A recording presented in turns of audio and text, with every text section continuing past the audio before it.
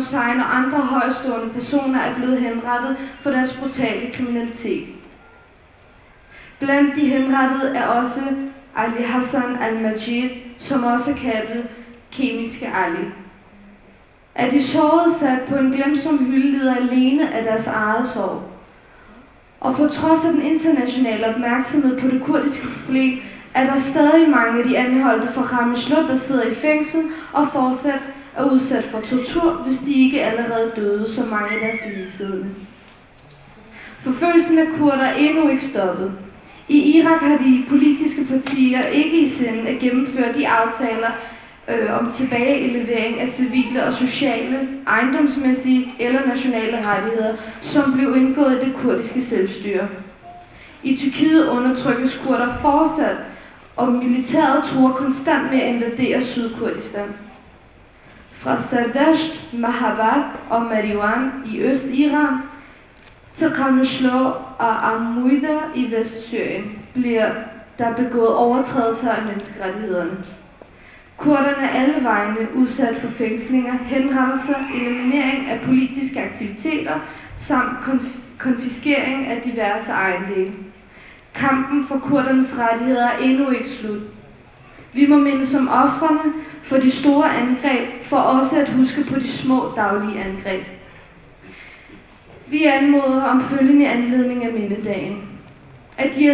At hjælpe kemiske ofre i at få den nødvendige behandling for at komme af med gifteffekter ved åbne rensning i de ramte regioner.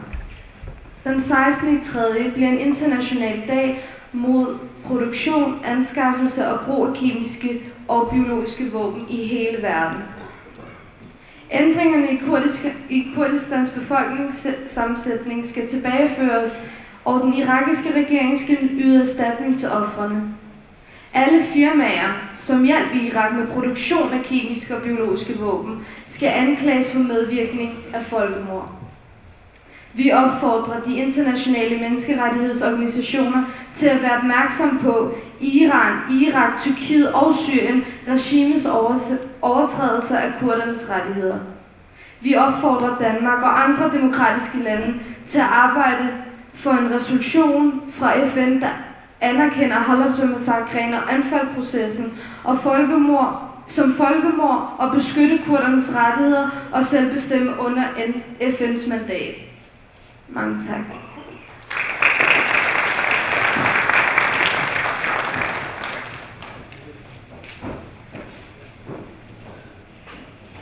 ام گلکی که خوش بون بهاتنا ملویده اف جواتامه وکو مها آداره وک مانگی آداره خوشی و نخوشی تیده دلیم تیگ واشتن بو شهیدن حلبچه و هر وها شهیدن قامشلو و شهیدن توایا کردستانی لهر وها ام سربلندن بسرهلدانا قول قامشلو دس بيكر وبلاف بو لهمو شارين روجعواي كردستاني عفرين كوباني ديرك وعامودي وهم شاران هروها الحلب وشام وزانينجها ودنجوان جيا دربي كردستاني جيشت اوروبا او سرهلدان بردوان بو فرح بو وبو سرهلداني براستي كرد تبدتين تيدبون يك ام هيفيدارن دوسترانا و پرچشارق پیشکشی و بکن زور سپاس.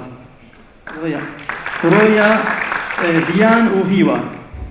باوی وندا لو هوال نه گرنو باوی من کنگی دیا ولا خوام نایه جاوی من الریا ای بار بو سیزدمه هر مهد بو سالکه شوارشا تاریا نظام باول کیا گلو باو گرتیا گلو دزان بریا گلو کسک نزانه چپ سریوی هاتیه بای کام با مردینه بونا خاطر خوده اگر تباوی مدید تو تنگی من بگینه سپاس.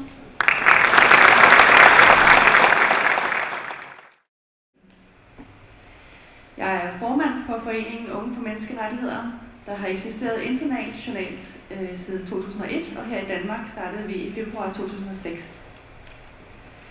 Vores formål er at udbrede kendskabet til FN's verdenserklæring om menneskerettighederne. Og på sådan en dag som i dag, hvor vi minder os selv og hinanden om de grusomheder som vores brødre og søstre i Kurdistan har måttet opleve og føle på sjæl og krop, er det ikke svært at få øje på, at selvom man efter 2. verdenskrig gik sammen nationerne imellem og blev enige om de 30 artikler i verdenserklæringen og skrev under på at overholde dem, for netop at forhindre sådan nogle grusomheder i at gentage sig, så er de her 30 artikler ikke særlig meget mere end ord på et stykke papir. For det er jo klart for enhver, at det, der er sket, strider fuldstændig imod, hvad man aftalte i denne erklæring. For blot at nævne nogle få artikler, så vil jeg påpege de mest åbenlyse overtrædelser. Artikel nummer 1 siger nemlig, alle mennesker er født frie og lige i værdighed og i rettigheder. De er udstyret med fornuft og samvittighed, og de bør handle mod hinanden i broderskabets ånd.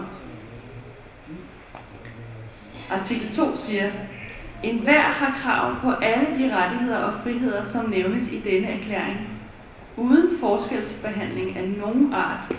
For eksempel på grund af race, farve, køn, sprog, religion, politisk eller anden anskuelse, national eller social oprindelse, formueforhold, fødsel eller anden samfundsmæssig stilling. Der skal heller ikke gøres nogen forskel på grund af det lands eller områdes jurisdiktionsforhold eller politiske eller internationale stilling, til hvilket en person hører. Hvad enten dette område er uafhængigt, under formynderskab eller er et ikke selvstyrende område, eller dets suverænitet på anden måde er begrænset. Artikel 3. Enhver har ret til liv, frihed og personlig sikkerhed. Artikel 5.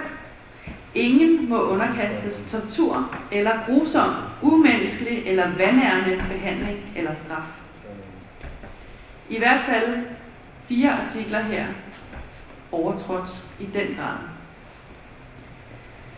Det er vores overbevisning i Unge for Menneskerettigheder, at det, der er brug for, og som der ikke nogensinde er blevet gjort i nogen særlig grad, i nogle af FN's medlemslande, hverken før eller siden, er, at alle nye generationer skal undervises i, forstå og kunne anvende i praksis de 30 artikler fra verdenserklæringen. Og faktisk var det også hele ideen med verdenserklæringen, sådan som det står skrevet i indledningen af dokumentet. Der står nemlig,